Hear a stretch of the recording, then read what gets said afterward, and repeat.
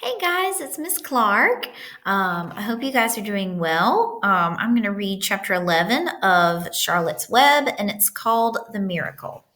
So the next day was foggy. Everything on the farm was dripping wet. The grass looked like a magic carpet. The asparagus patch looked like a silver forest. On foggy mornings, Charlotte's Web was truly a thing of beauty. This morning, each thin strand was decorated with dozens of tiny beads of water. The web glistened in the light and made a pattern of loveliness and mystery, like a delicate veil. Even Lurvy, who wasn't particularly interested in beauty, noticed the web when he came with the pig's breakfast. He noted how clearly it showed up, and he noted how big and carefully built it was. And then he took another look, and he saw something that made him set his pail down. There, in the center of the web, neatly woven in block letters, was a message. It said, "Some pig." Lurvy felt weak. He brushed his hand against his eyes and stared harder at Charlotte's Web. "I'm seeing things," he whispered. He dropped to his knees and uttered a short prayer. Then, forgetting all about Wilbur's breakfast, he walked back to the house and called Mr. Zuckerman. "I think you better come down to the pig pen," he said.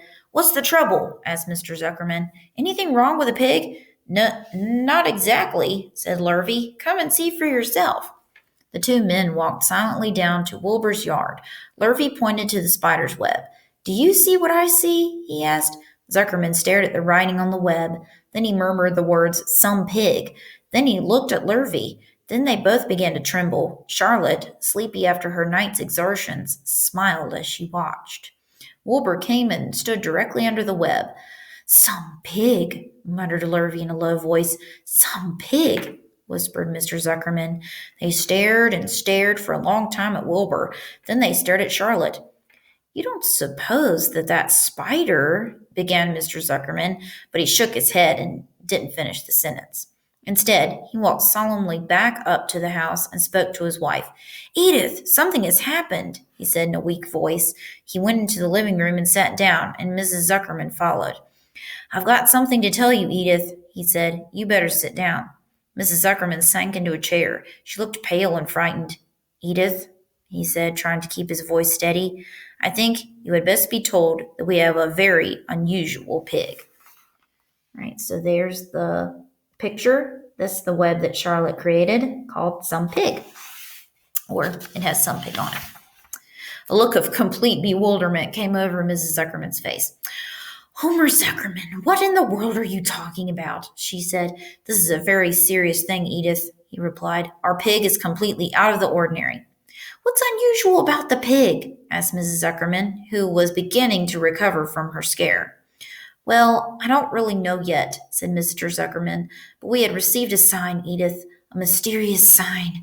A miracle has happened on this farm. There is a large spider's web in the doorway of the barn cellar, right over the pig pen, and where Lurvy went to feed the pig this morning, he noticed the web because it was foggy, and you know how a spider's web looks very distinct in a fog. And right spang in the middle of the web, there were the words, 'Some pig.' The words were woven right into the web. They were actually part of the web, Edith. I know, because I have been down there and seen them. It says 'Some pig' just as clear can be. There can be no mistake about it. A miracle has happened and a sign has occurred here on earth, right on our farm, and we have no ordinary pig." "Well," said Mrs. Zuckerman, "it seems to me you're a little off. It seems to me we have no ordinary spider."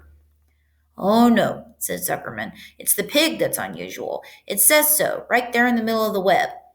"Maybe so," said Mrs. Zuckerman. "Just the same, I intend to have a look at that spider." "It's just a common gray spider," said Zuckerman. They got up, and together they walked down to Wilbur's yard. "You see, Edith, it's just a common gray spider." Wilbur was pleased to receive so much attention. Lurvy was still standing there, and Mr. and Mrs. Zuckerman, all three, stood for about an hour reading the words on the web over and over and watching Wilbur. Charlotte was delighted with the way her trick was working. She sat without moving a muscle and listened to the conversation of the people. When a small fly blundered into the web just beyond the word pig, Charlotte dropped quickly down, rolled the fly up, and carried it out of the way. After a while, the fog lifted, the web dried off, and the words didn't show up so plainly. The Zuckermans and Lurvy walked back to the house. Just before they left the pig pen, Mr. Zuckerman took one last look at Wilbur. You know, he said in an important voice, I've thought all along that pig of ours was an extra good one. He's a solid pig. That pig is as solid as they come. You notice how solid he is around the shoulders, Lurvy? Sure I do, said Lurvy. I've always noticed the pig. He's quite a pig. He's long and he's smooth, said Zuckerman. That's right, agreed Lurvy. He's as smooth as they come. He's some pig. When Mr. Zuckerman got back to the house, he took off his work clothes and put on his best suit. Then he got into his car and drove to the minister's house. He stayed for an hour and explained to the minister that a miracle had happened on the farm. So far, said Zuckerman, only 4 people on earth know about this miracle. Myself, my wife Edith, my hired man Lurvy, and you. Don't tell anybody else, said the minister. We don't know what it means yet, but perhaps, if I give thought to it, I can explain it in my sermon next Sunday. There can be no doubt that you have a most unusual pig. I intend to speak about it in my sermon and point out the fact that this community has been visited with a wondrous animal. By the way, does the pig have a name? Why, yes, said Mr. Zuckerman. My little niece calls him Wilbur. She's a rather queer child, full of notions. She raised the pig on a bottle, and I bought him from her when he was a month old. He shook hands with the minister and left. Secrets are hard to keep. Long before Sunday came, the news spread all over the county. Everybody knew that a sign had appeared in a spider's web on the Zuckerman's place. Everybody knew that the Zuckermans had a wondrous pig. People came from miles around to look at Wilbur and to read the words on Charlotte's web. The Zuckermans' driveway was full of cars and trucks from morning till night. Fords and Chevys and Buick Roadmasters and GMC pickups and Plym. All right, so there's the picture of all the people gathered around Charlotte's Web. GMC pickup and Plymouths and Studebakers and Packards and DeSotos with gyromatic transmissions and Oldsmobiles with rocket engines and Jeep station wagons and Pontiacs. The news of the wonderful pig spread clear up into the hills, and farmers came rattling down in buggies and buckboards. Those are like wagons. To stand hour after hour at Wilbur's pen, admiring the miraculous animal. All said they had never seen such a pig before in their lives. When Fern told her mother that Avery had tried to hit the Zuckerman spider with a stick, Mrs. Arable was so shocked that she sent Avery to bed without any supper as punishment. In the days that followed, Mr. Zuckerman was so busy entertaining visitors that he neglected his farm work. He wore his good clothes all the time now, got right into them when he got up in the morning. Mrs. Zuckerman prepared special meals for Wilbur. Lurvy shaved and got a haircut, and his principal farm duty was to feed the pig while people looked on. Mr. Zuckerman ordered Lurvy to increase Wilbur's feedings from 3 meals a day to 4 meals a day. The Zuckermans were so busy with visitors, they forgot about other things on the farm.